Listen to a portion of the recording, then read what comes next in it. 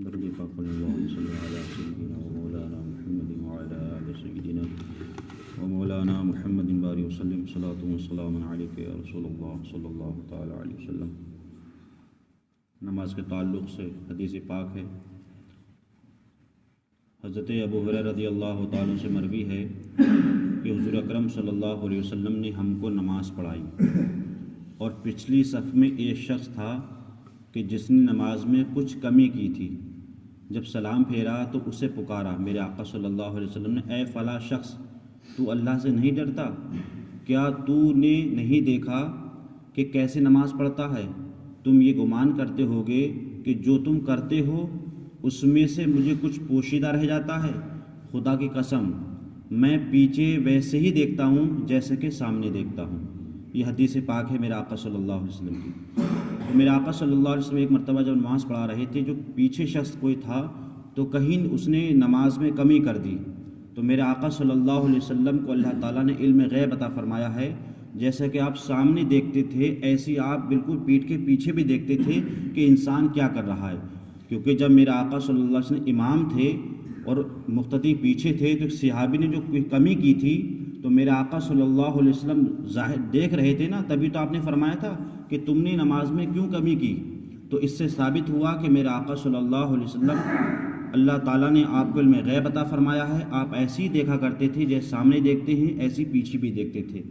اب یہاں ایک چیز اور بھی ہے کہ صحابہ کرام جو کبھی کبھی نماز کے اندر کمی کرتے تھے، جیسے ہم نے کل حدیث بیان کی اس میں بھی یہ آیا، اس کی وجہ یہ تھی کہ اسلام اس وقت میں شروعات ہوئی تھی، اس کی بنیاد رکھی گئی تھی، اور جتنے بھی اکثر سب لوگ ایسے ہی تھے کہ کوئی کافر تھا، کوئی مشرک تھا، سب نے اسلام قبول کیا تھا، تو ان کو نماز کے طریقے اور نماز کی ترکیب ابھی پوری طریقے سے آ نہیں پا رہی تھی، اس لیے کوئی نہ کوئی کمی ہو جاتی تھی۔ کیونکہ کوئی بھی انسان ہے، میں ہوں یا آپ ہو، کوئی کام جب شروع کریں گے ہم تو کہیں نہ کہیں کوئی کمی رہی جاتی ہے۔ تو اس وقت میں اسلام شروعات ہو رہا تھا، اس کی بنیاد رکھی جا رہی تھی، اور میرے آقا صلی اللہ علیہ وسلم نماز کا طریقہ بھی سکھاتے تھے، تو کہیں نہ کہیں کسی کے اندر کمی رہ جاتی تھی تو میرے آقا صلی اللہ علیہ وسلم بعد میں بڑی محبت کے ساتھ اس کی اصلاح فرماتے تھے۔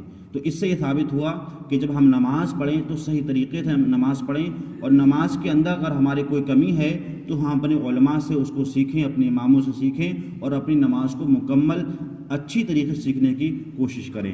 دوسری حدیث پاک میں ہے کہ میرے آقا صلی اللہ علیہ وسلم جب تم میں سے نماز پڑھو، میرے آقا ارشاد فرماتے ہیں کہ جب تم میں سے نماز پڑھو تو صفیں سیدھی کر لو، مطلب صفیں سیدھی اپنے بالکل مقابل کر لو، ایک کاندھا دوسرے کاندھے سے ملا ہوا ہونا چاہیے۔ پھر تم میں سے جو کوئی امام بنے، مطلب جو امامت کرے، جب وہ تکبیر کہے، جیسے اللہ اکبر جو کہتے ہیں نماز کو شروع وقت جب وہ تکبیر کہے تو تم بھی تکبیر کہو، لیکن امام زور سے کہے گا تم آہستہ کرو، یہی فرق ہے۔ تکبیر کہنا یہ کیا ہے، شرط بھی ہے اور یہ فرض بھی ہے، دونوں کے لیے، امام کے لیے بھی اور مقتدی کے لیے۔ بس فرق اتنا ہے کہ امام زور سے کہے گا تکبیر اللہ اکبر، اور مقتدی جو آہستہ کہیں گے۔ اس کے بعد فرمایا جب غیر المغضوب علیہم ولا الضالین کہے، کون؟ امام جب کہے تو آمین کہو۔ کون کہیں آمین؟ سارے مقتدی کہیں، لیکن کس سے کہیں؟ آہستہ کریں۔ کیوں؟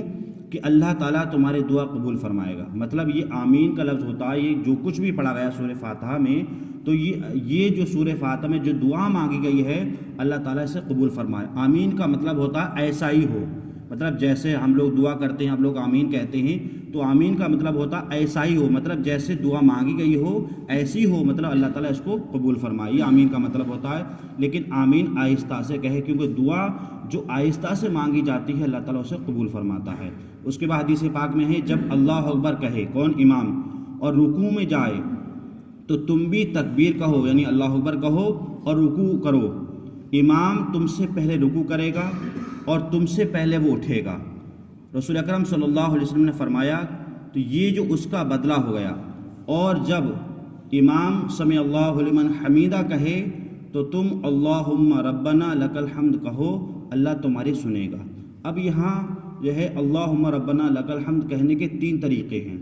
سب سے آسان طریقہ یہ ہے